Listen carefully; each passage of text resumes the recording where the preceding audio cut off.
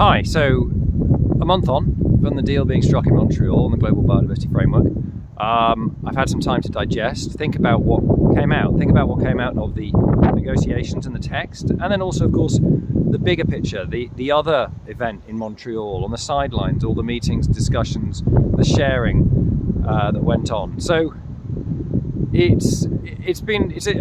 for me, I think it's a good deal. I think it's not, is it as ambitious as it could have been? Does it have quantitative targets for some things? No, but I think it's maybe unrealistic to expect that type of deal from 196 or something countries.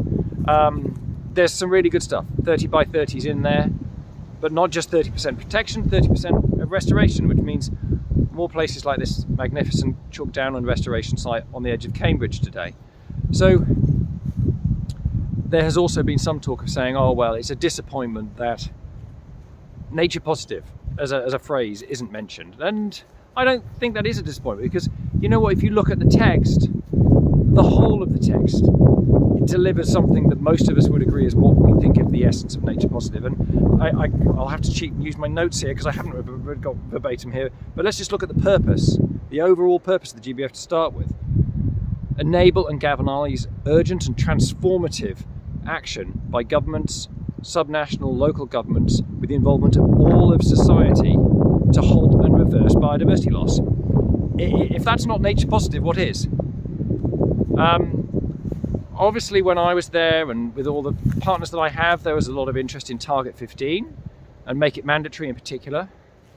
The phrase make it mandatory isn't there, but there's a call for requirements for large and transnational companies to disclose. The last sentence of Target 15 is interesting for me though as well, and I think that needs greater attention. That's where it talks about companies taking action. The reason that we're asking for disclosure is because it will lead to action, to reduce impacts and on biodiversity. So that's the important thing. That's what we're going to expect our partners, our clients, our companies that we work with to start dealing with there. But it's not just Target 15. All the way through, many other targets have relevance to this point of it being about all of society. You've got targets in there about reducing pollution and emissions, and that's going to affect farming, like here, just down in the bottom of the valley here in Cambridgeshire. You've got targets about improving sustainable production, and again, that might influence some aspects of global production, certainly things like forestry. And then in Target 19, about the financing. I think at the time we thought Target 19 was only going to be interested to financial institutions. But you look at the bullet points and it explicitly states the role of private sector in providing some of the resources to implement the GBF. So here's a guiding star now. Companies wanting to do something more to support biodiversity, they can point to the GBF as their reason, take that to senior leadership, say, look, we can do our bit through offsets, through credits, and it mentions credits, to support bending the curve towards a nature positive future. So there's a lot in there, and we're still trying to digest it.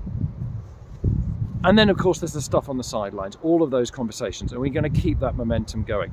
There's a lot going on. There's some really engaged and active companies, partners, indigenous peoples, civil society. It's a big collaborative effort, and that will only be supported now through the application of the GBF. So there's going to be a lot of work now leading up to COP16. There's a lot of devil in detail.